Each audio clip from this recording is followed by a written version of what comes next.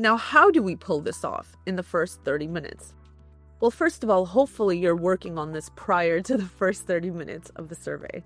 I can't stress this enough. Survey prep takes a long time. In our recommendation, you want to start really reviewing all the items for survey about 12 months in advance.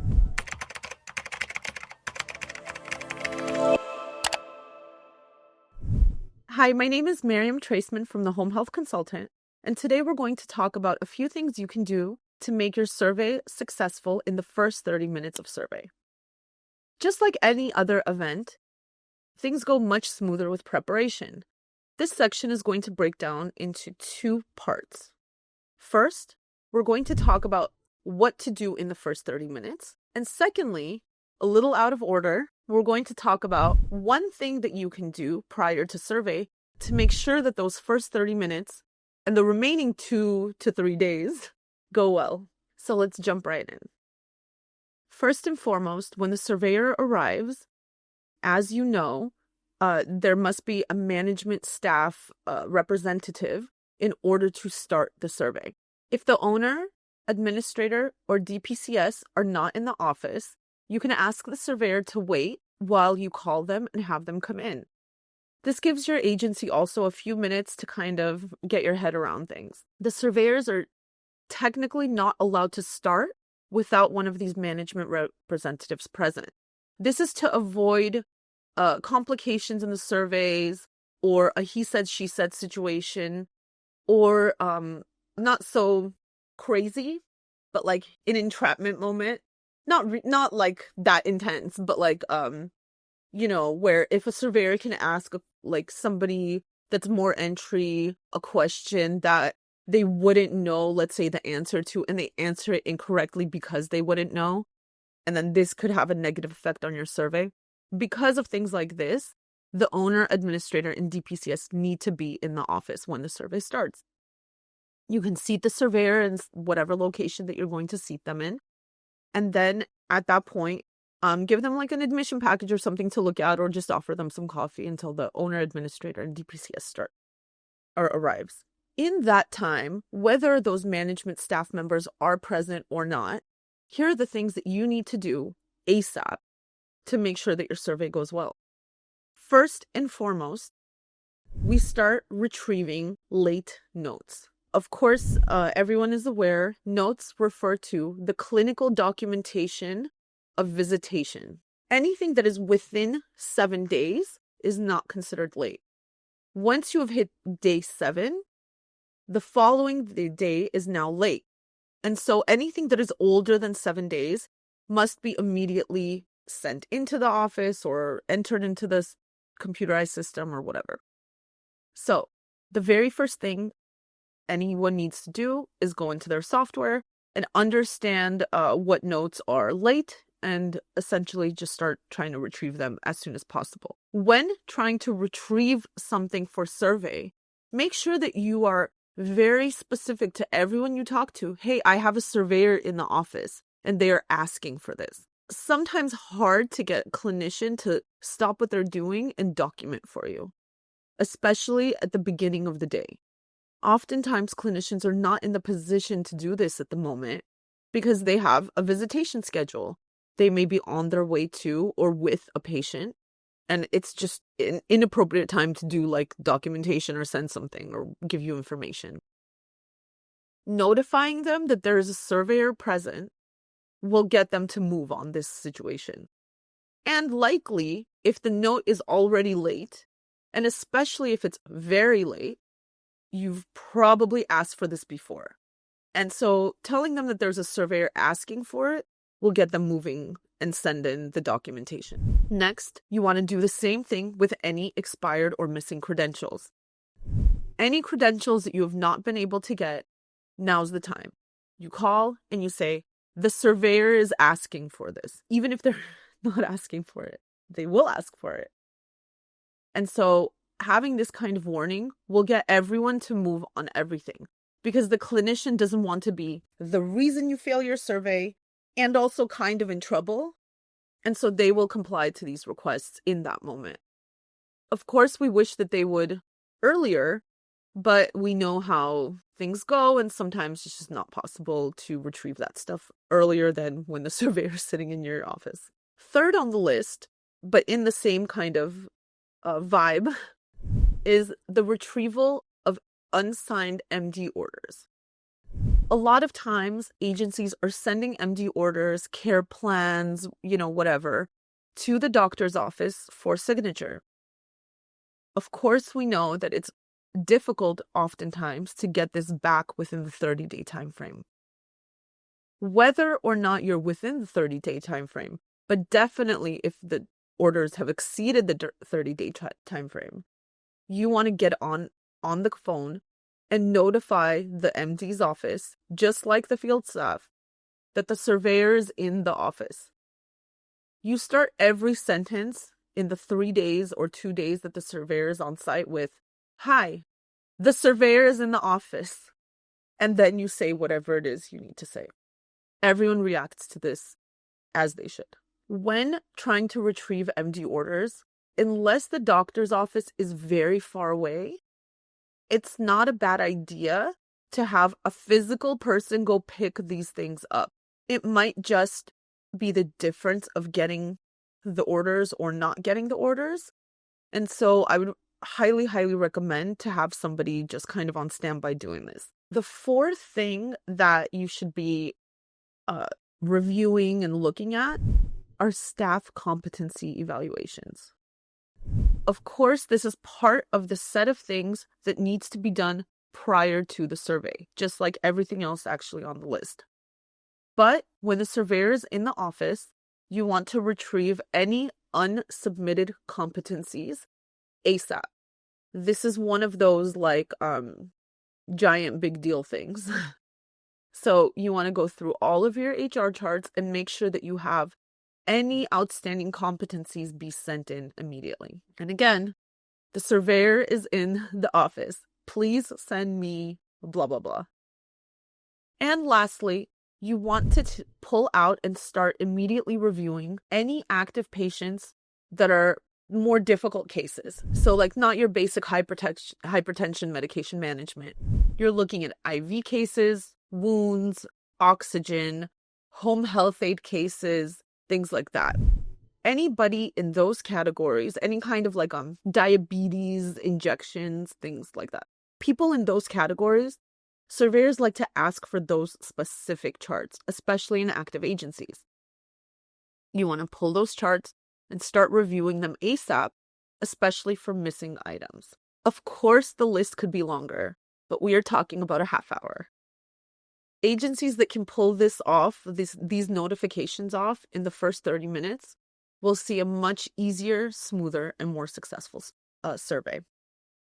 Now, how do we pull this off in the first 30 minutes? Well, first of all, hopefully you're working on this prior to the first 30 minutes of the survey.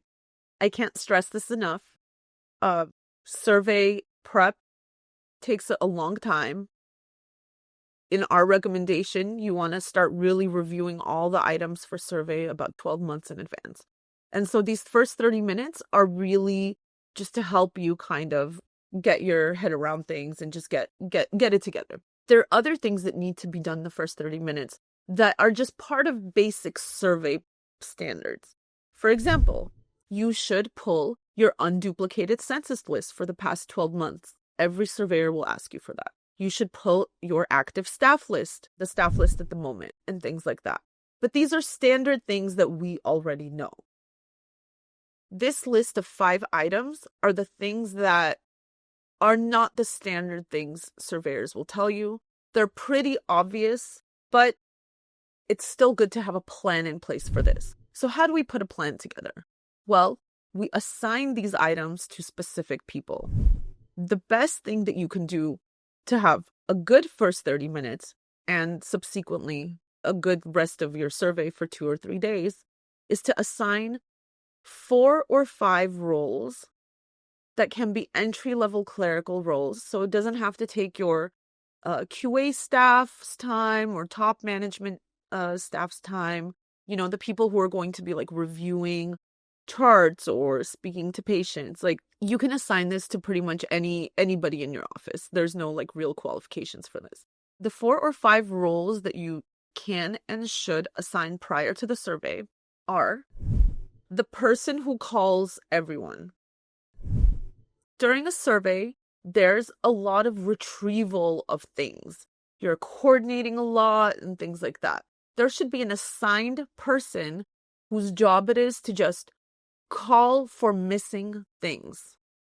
This is going to save your agency a lot of coordination time and will really keep everything moving smoothly. Now, once that person is actively calling for various coordination items, they will start coming in. At that point, you need somebody whose whole job it is to just print those things and put them in some kind of unchaotic order. That person needs to monitor the email and just literally print whatever comes out. From there, so that was number 2, the caller and the printer. The next one is the filer. Usually people assign this to the medical records person who's already doing this anyways. The filer takes all those printed things and files them. It is absolutely useless to have something in your office if it's not filed in the right place and presented to the surveyor on time. The filer needs to take everything as it comes, as it's being printed, and put them immediately into the right places. From there, an optional position is the driver. This is somebody who might drive around and get those empty orders we mentioned earlier. Maybe any other items you might need to pick up from anywhere. I don't know. You might need to pick up lunch for the surveyor. You might need to get coffee and pastries to make sure they're in a good mood. Things like that. To have somebody who has no other purpose in those 2 to 3 days, but to just run errands becomes super useful. Imagine if you run out of ink. Who's going to go? The owner's going to go and get the ink. I mean, that's fine. But in a survey, they probably have 100 other things that are more important, but not more important if you can't print anything. So that's our 4th optional position. And then there's a 5th one, which is the surveyor's buddy. You can call this the surveyor liaison, the surveyor's contact. We like to call them the buddy. The reason that we like to call them the surveyor's buddy is because their whole job is to just nonstop kind of just hang out with the surveyor. They don't need to know anything.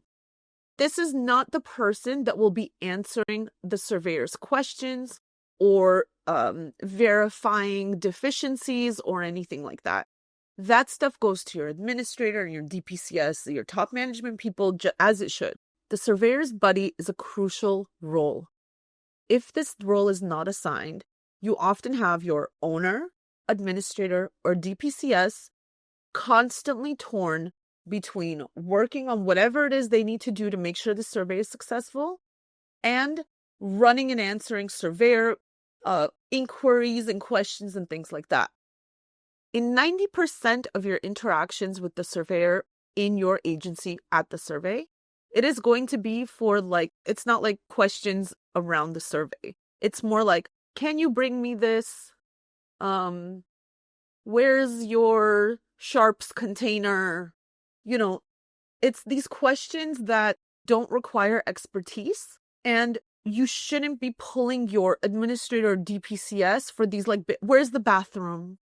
Things like this. When the surveyor needs to speak to the administrator, DPCS, or owner, the surveyor can notify that buddy, and the buddy can bring that person in. The surveyor can also ask the buddy questions, but the buddy will go and ask the appropriate person and bring them in. The benefit of the surveyor buddy is to create a buffer between the surveyor and the people who can answer the questions, present the items, and need to know things off the top of their heads. This buffer allows that person a critical couple of seconds to process any of these things and make sure that they are giving a thoughtful response. Sometimes we're all human and we can just off the top of our heads answer something crazy or say something silly. If you're like me, you probably spend many a nights going, 15 years ago, I said this stupid joke, and probably these friends that are still friends with me hate me and are judging me over it. Well, that stuff happens in a survey too. And when it happens in a survey, it can have a consequence outside of just like social anxiety. So you really want to assign somebody as a little buffer person to keep your top management staff who are doing more kind of important and critical things around the survey process free. B, give them a second to process whatever questions or requests are coming in. And C, like not waste their time with like, do you have water? Where's the bathroom? Oh, my pen's not working. What's your Wi-Fi? Blah, blah, blah. These are all things that, I mean, most of the times that you're talking to a surveyor, or like sometimes they'll get chatty, which is fine. And it's actually fantastic because, you know, you want to have a relaxed environment. But like if your DPCS is chatting for 45 minutes, they're not like reviewing the charts for 45 minutes out of 2 days, which is like a critical percentage of time that could be spent doing something else. And that's how you can have a successful first 30 minutes of survey and subsequently a successful 2 to 3 days of survey because of the prep you've done. Thank you.